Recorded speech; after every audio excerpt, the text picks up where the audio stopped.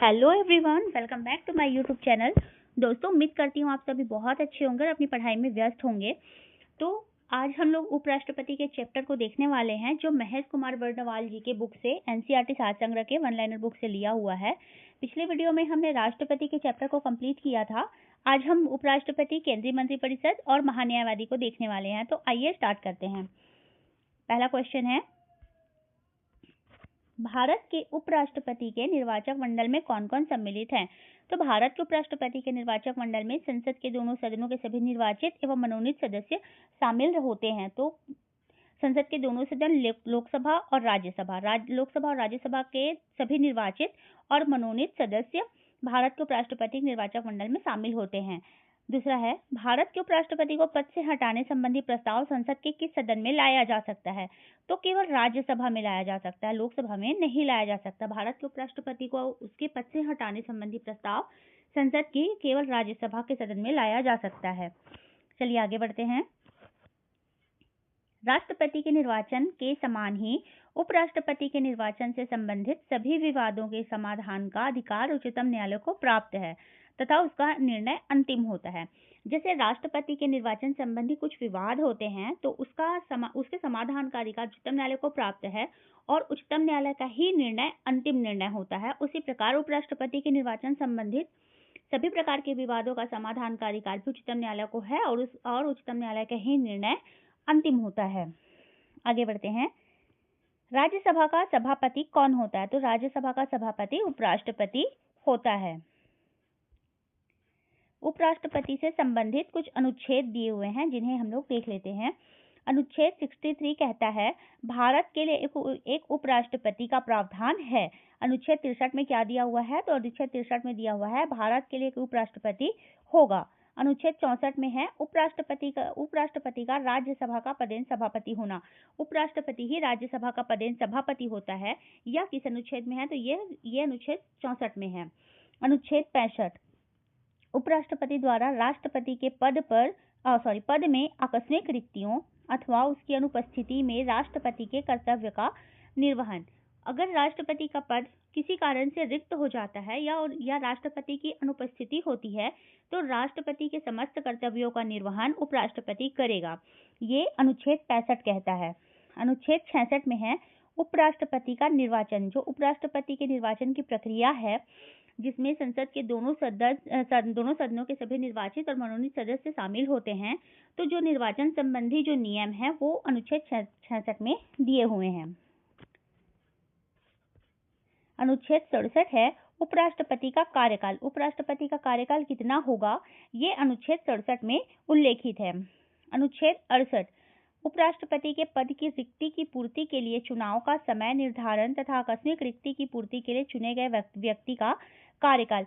यदि उपराष्ट्रपति का पद रिक्त है तो उसकी पूर्ति के लिए चुनाव का समय निर्धारण, और यदि किसी कारण से आकस्मिक रूप से रिक्ति हुई है तो उसकी पूर्ति के लिए चुने गए व्यक्ति का कार्यकाल, ये अनुच्छेद 68 में दिया हुआ है। अनुच्छेद 69, उपराष्ट्रपति द्वारा शपथ या प्रतिज्ञा। जब उपराष्ट्रपति चुने जाते हैं तो उनके द्वारा जब शपथ ली जाती है तो उसके बारे में अनुच्छेद 69 में उल्लेखित है। अगला है अनुच्छेद 70, अन्य आकस्मिकताओं में राष्ट्रपति के कर्तव्यों का निर्वहन। ये अनुच्छेद 70 में दिया हुआ है। अनुच्छेद 71 में है, उपराष्ट्रपति के चुनाव संबंधी अथवा उससे संबंधित विषय। उपराष्ट्रपति के चुनाव संबंधी और उससे संबंधित जो विषय है वो अनुच्छेद 71 में उल्लेखित है। चलिए आगे बढ़ते हैं। यहाँ भारत के उपराष्ट्रपतियों के नाम और उनकी पदावधि है, जो 1952 से लेकर वर्तमान तक के दिए हुए हैं। तो आइए उन्हें भी देख लेते हैं। पहले उपराष्ट्रपति हैं डॉक्टर सर्वपल्ली राधाकृष्णन, जो 1952 से 1962 तक भारत के उपराष्ट्रपति बने रहे। दूसरे हैं डॉक्टर जाकिर हुसैन, जो 1962 से 1967 तक भारत के उपराष्ट्रपति थे। तीसरे हैं श्री वराहगिरी वेंकट गिरी, ये 1967 से 1969 के बीच भारत के उपराष्ट्रपति थे। अगले हैं श्री गोपाल स्वरूप पाठक, ये 1969 से 1974 तक भारत के उपराष्ट्रपति थे। पांचवे हैं श्री बी.डी. जत्ती, ये 1974 से 1979 तक भारत के उपराष्ट्रपति थे। छठवें नंबर पे है न्यायमूर्ति मोहम्मद हिदायतुल्लाह, ये 1979 से 1984 तक भारत के उपराष्ट्रपति थे। 7वें उपराष्ट्रपति हैं श्री आर वेंकट रमन। ये 1984 से 1987 तक भारत के उपराष्ट्रपति बने रहे। 8वें नंबर पे हैं डॉक्टर शंकर दयाल शर्मा। इनकी पदावधि है 1987 से 1992। 1987 से 1992 तक भारत के उपराष्ट्रपति थे डॉक्टर शंकर दयाल शर्मा। 9वें हैं श्री के आर नारायणन। ये 1992 से 1997 तक भारत के उपराष्ट्रपति थे। 10वें नंबर पे हैं श्री कृष्णकांत। ये 1997 से 2000 तक भारत के उपराष्ट्रपति थे। 11वें नंबर पे हैं श्री भैरों सिंह शेखावत। ये 2002 से 2007 तक भारत के उपराष्ट्रपति थे। 12वें नंबर पे है डॉक्टर हामिद अंसारी। ये 2007 से 2017 तक भारत के उपराष्ट्रपति थे। 13वें नंबर पे हैं श्री मुप्पा वारापू वेंकैया नायडू। ये 2017 से 2022 तक भारत के उपराष्ट्रपति थे। और 14वें नंबर पे हैं श्री जगदीप धनखड़, जो 2022 से अब तक भारत के उपराष्ट्रपति हैं। चलिए आगे बढ़ते हैं। अगला क्वेश्चन है, किस सदन की अध्यक्षता ऐसे व्यक्ति द्वारा की जाती है जो उस सदन का सदस्य नहीं होता? तो राज्यसभा। राज्यसभा एक ऐसा सदन है जिस सदन की अध्यक्षता ऐसे व्यक्ति द्वारा की जाती है जो सदन का सदस्य होता ही नहीं है। अगला क्वेश्चन है, राष्ट्रपति की मृत्यु, त्यागपत्र अथवा हटाए जाने की स्थिति में राष्ट्रपति का पदभार कौन सबसे पहले ग्रहण करेगा? तो वो उपराष्ट्रपति करेगा। अगर राष्ट्रपति की मृत्यु हो जाती है या राष्ट्रपति त्यागपत्र दे देते हैं या उन्हें हटा दिया जाता है, तो राष्ट्रपति का पदभार सबसे पहले कौन ग्रहण करता है? तो वो उपराष्ट्रपति ग्रहण करते हैं। भारत में उपराष्ट्रपति पद से संबंधित प्रावधान अमेरिका के संविधान से लिए गए हैं। भारत में जो उपराष्ट्रपति के पद हैं उनसे संबंधित जो प्रावधान है वो अमेरिका के संविधान से लिया गया प्रावधान है। अगला क्वेश्चन है, राष्ट्रपति या उपराष्ट्रपति किसी के भी निर्वाचन में राज्य अथवा संसद के किस सदन के सदस्य भाग नहीं लेते हैं? तो राष्ट्रपति या उपराष्ट्रपति के निर्वाचन में राज्य अथवा संसद के राज्य विधान परिषद के जो सदस्य होते हैं वो भाग नहीं लेते हैं। अगला क्वेश्चन है, भारत का राष्ट्रपति अपना त्यागपत्र किसको संबोधित करके देता है? तो भारत का जो राष्ट्रपति होता है वो जब अपना त्यागपत्र देता है तो वो उपराष्ट्रपति को संबोधित करके ही देता है। चलिए आगे बढ़ते हैं। यहाँ पे राष्ट्रपति तथा उपराष्ट्रपति पद की तुलना दी हुई है। तो एक तरफ है राष्ट्रपति और दूसरी तरफ है उपराष्ट्रपति के पद की तुलना, मतलब उनके पास योग्यता क्या होनी चाहिए। तो राष्ट्रपति बनने के लिए लोकसभा सदस्य बनने की योग्यता होनी चाहिए और उपराष्ट्रपति बनने के लिए राज्यसभा सदस्य बनने की योग्यता होनी चाहिए। राष्ट्रपति के लिए है, राष्ट्रपति के निर्वाचक मंडल में संसद के दोनों सदनों तथा राज्य विधानसभाओं के निर्वाचित सदस्यों के साथ साथ दिल्ली एवं पुदुचेरी के विधानसभा के निर्वाचित सदस्य भी शामिल होते हैं। ये राष्ट्रपति पद की बात हो रही है। और उपराष्ट्रपति के निर्वाचक मंडल में संसद के दोनों सदनों के सभी मनोनीत और निर्वाचित सदस्य शामिल होते हैं। इसमें राज्यों के विधानमंडल के सदस्य सम्मिलित नहीं होते हैं। तो राष्ट्रपति के निर्वाचक मंडल में संसद के दोनों सदन तथा राज्य विधानसभाओं के निर्वाचित सदस्य और उनके साथ साथ दिल्ली और पुदुचेरी के विधानसभा के निर्वाचित सदस्य भी शामिल होते हैं। और उपराष्ट्रपति के निर्वाचक मंडल में दोनों सदनों के सभी सदस्य तो शामिल होते हैं, मनोनीत और निर्वाचित दोनों सदनों के सभी सदस्य शामिल होते हैं, किंतु राज्यों के विधानमंडल के सदस्य सम्मिलित नहीं होते हैं।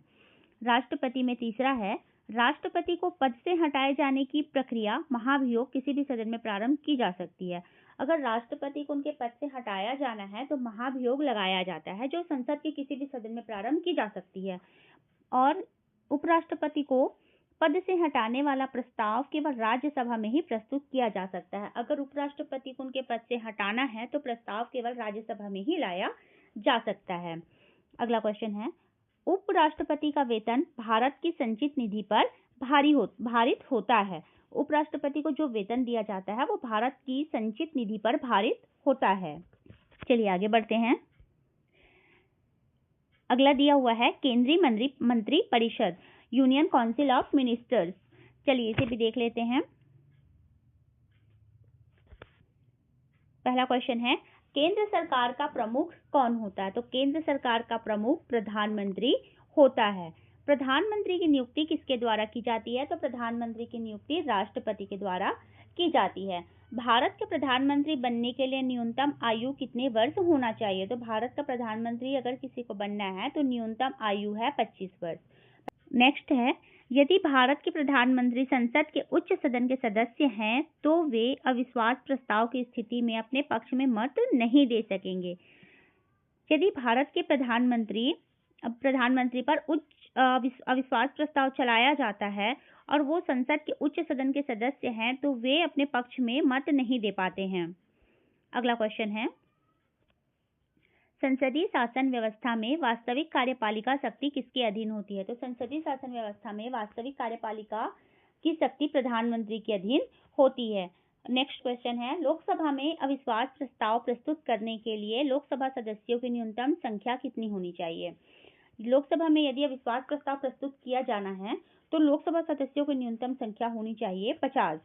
अगला क्वेश्चन है, भारत का प्रधानमंत्री सामान्यतः किस सदन का सदस्य होता है? तो भारत का जो प्रधानमंत्री होता है वो सामान्यतः लोकसभा का सदस्य होता है। राज्यसभा का सदस्य भी प्रधानमंत्री बन सकता है। नेक्स्ट है, भारतीय संविधान का अनुच्छेद 75 प्रधानमंत्री एवं अन्य मंत्रियों की नियुक्ति, मंत्रिपरिषद के आकार एवं उत्तरदायित्व का निर्धारण करता है। भारतीय संविधान के अनुच्छेद 75 में क्या दिया हुआ है? तो प्रधानमंत्री एवं अन्य मंत्रियों की नियुक्ति, मंत्रिपरिषद के आकार और उत्तरदायित्व का निर्धारण ये भारत का संविधान के अनुच्छेद 75 में दिया हुआ है। आगे बढ़ते हैं,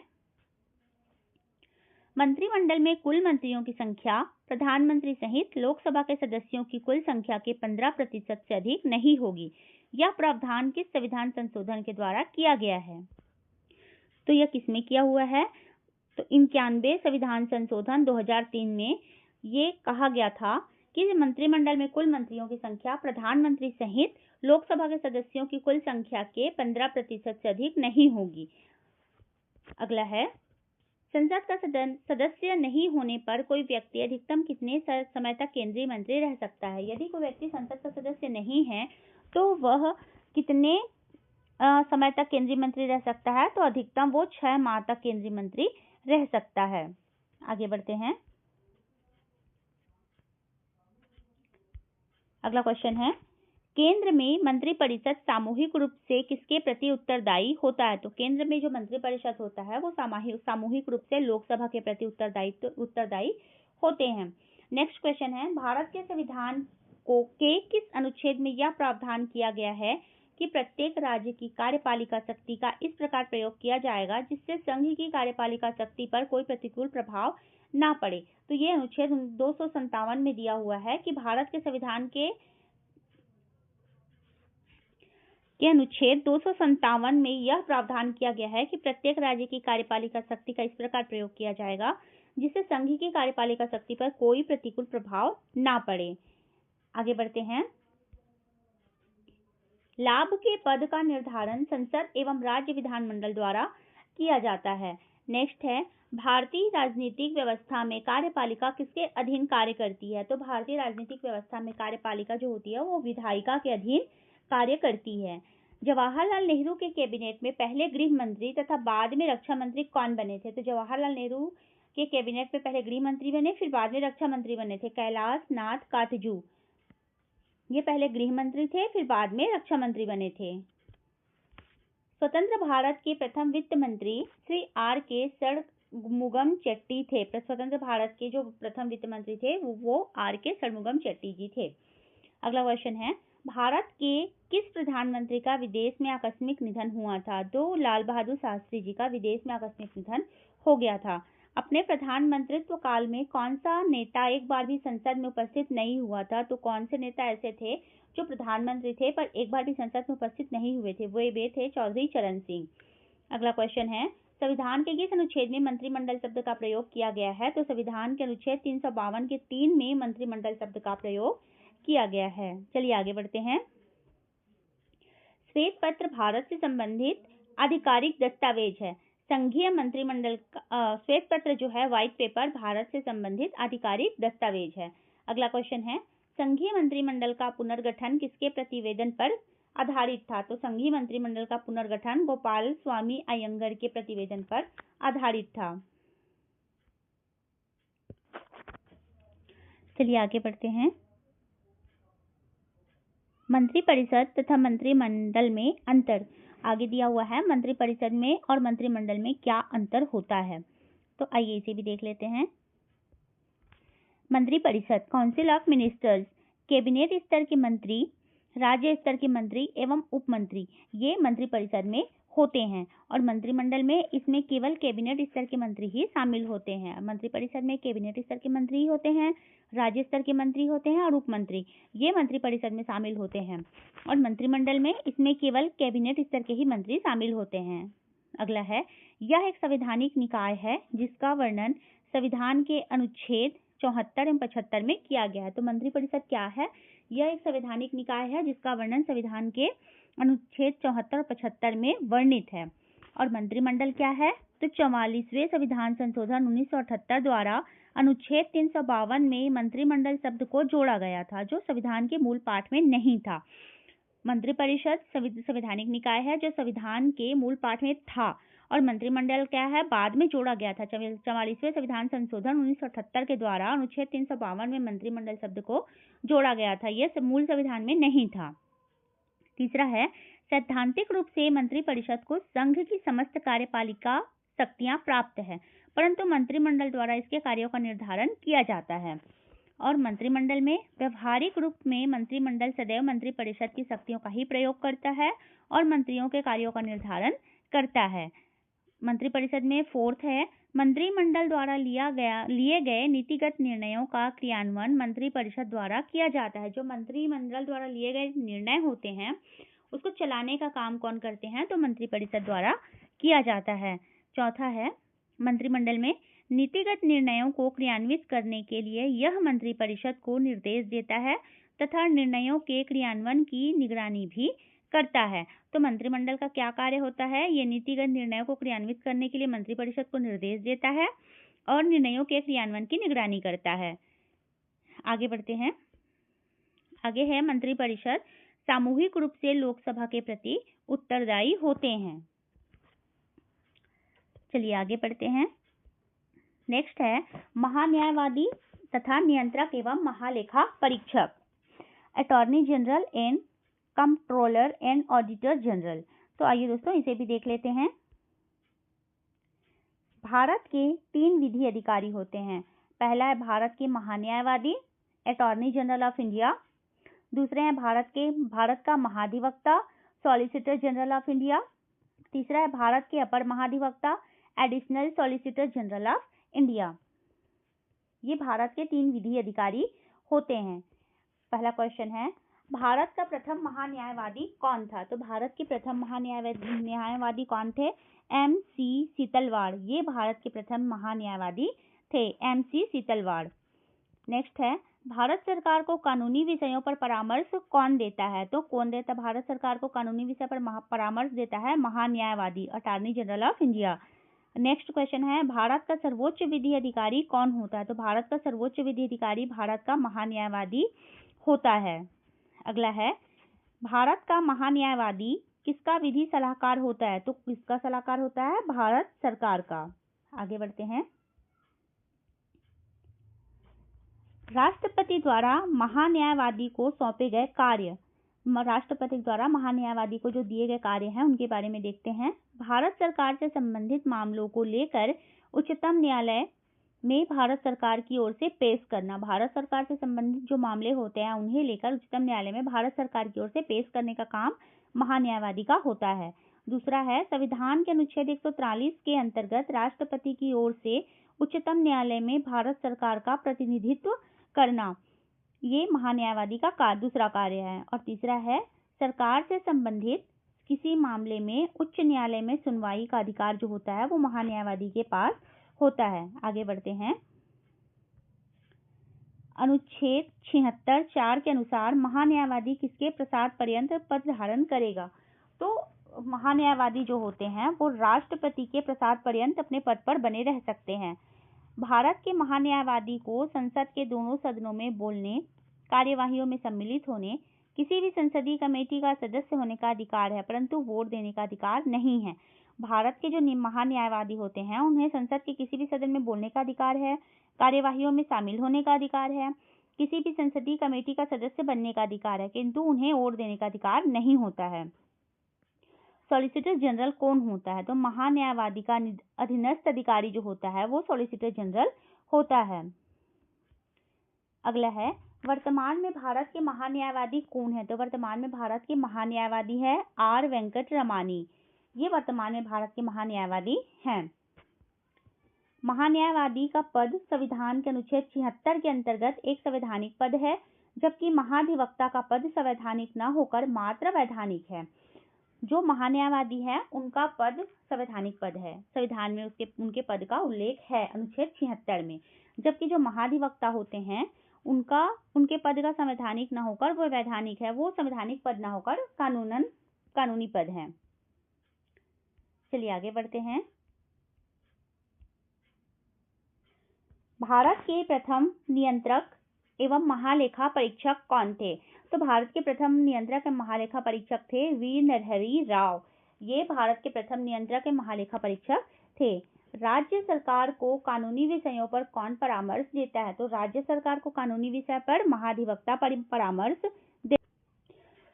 तो महाधिवक्ता राज्य सरकार को कानूनी विषयों पर परामर्श देते हैं, और जो महान्यायवादी होते हैं वो भारत सरकार को कानूनी विषयों पर अपना परामर्श देते हैं। राज्य सरकार को परामर्श देने वाले महाधिवक्ता और भारत सरकार को परामर्श देने वाले महान्यायवादी। आगे बढ़ते हैं। संसद की लोक सेवा समिति की बैठकों में कौन उपस्थित रहता है? तो संसद की जो लोक सेवा समिति की बैठक होती है उसमें भारत का नियंत्रक एवं महालेखा परीक्षक उपस्थित रहता है। अगला क्वेश्चन है, भारत के नियंत्रक एवं महालेखा परीक्षक के पद का सृजन किसके द्वारा किया गया है? तो भारत के नियंत्रक एवं महालेखा परीक्षक, जिन्हें कैग के नाम से भी जाना जाता है, उनके पद का सृजन किसके द्वारा किया गया है? तो वो संविधान में उल्लेखित पद है। अगला क्वेश्चन है, भारत के नियंत्रक एवं महालेखा परीक्षक का कार्यकाल कितना होता है? तो कितना होता है? तो 6 वर्ष का कार्यकाल होता है। भारत के नियंत्रक एवं महालेखा परीक्षक का कार्यकाल 6 वर्ष का होता है। आगे बढ़ते हैं। भारत का नियंत्रक एवं महालेखा परीक्षक किसका मार्गदर्शक होता है? तो भारत का नियंत्रक और महालेखा परीक्षक जो होता है वो लोक लेखा समिति के मार्गदर्शक होते हैं। नेक्स्ट, नियंत्रक एवं महालेखा परीक्षक को लोक निधि का मुख्य अभिभावक कहा जाता है, chief guardian of public purse कहा जाता है। किन्हें? नियंत्रक एवं महालेखा परीक्षक को लोक निधि का मुख्य अभिभावक कहा जाता है। आगे बढ़ते हैं। राज्य एवं केंद्र सरकारों के सभी खर्चों की वित्तीय जांच कौन करता है? तो राज्य एवं केंद्र सरकारों के सभी खर्चों की वित्तीय जांच नियंत्रक एवं महालेखा परीक्षक करते हैं। नेक्स्ट है, नियंत्रक एवं महालेखाकार के पेंशन व भत्ते किस पर भारित होते हैं? तो वो नियंत्रक और महालेखाकार के जो पेंशन होते हैं और भत्ते होते हैं वो भारत की संचित निधि पर भारित होते हैं। अगला, भारत के नियंत्रक एवं महालेखा परीक्षक से संबंधित कुछ अनुच्छेद के बारे में दिया गया है जो कि परीक्षा के दृष्टिकोण से बहुत ही महत्वपूर्ण होते हैं। तो आइए देख लेते हैं कि कौन से अनुच्छेद में कौन सा संबंधित विषय दिया हुआ है। तो अनुच्छेद है 148। इसमें भारत के नियंत्रक एवं महालेखा परीक्षक के नियुक्ति एवं पदमुक्ति के बारे में दिया गया है अनुच्छेद 148 में। अनुच्छेद 149 नियंत्रक एवं महालेखा परीक्षक के कार्य और उनकी शक्तियों के बारे में उल्लेखित है अनुच्छेद 149 में। अनुच्छेद 150 में है संघ तथा राज्यों के लेखा प्रारूपों के संबंध में राष्ट्रपति को सलाह, यह अनुच्छेद 150 में वर्णित है। आखिरी है 151 अंकेक्षण प्रतिवेदन रिपोर्ट के बारे में 151 में उल्लेखित है। नियंत्रक एवं महालेखा परीक्षक अवकाश प्राप्ति के पश्चात कोई भी सरकारी पद धारण नहीं कर सकता है। जो नियंत्रक एवं महालेखा परीक्षक है वो अवकाश प्राप्ति के पश्चात कोई भी सरकारी पद धारण नहीं करता है। तो चलिए दोस्तों, इस वीडियो में इतना ही। मिलते हैं नेक्स्ट वीडियो में नए चैप्टर के साथ। तब तक के लिए धन्यवाद। और इस वीडियो में अगर कोई कमी रह गई होगी तो प्लीज कमेंट बॉक्स में कमेंट करके बताइएगा।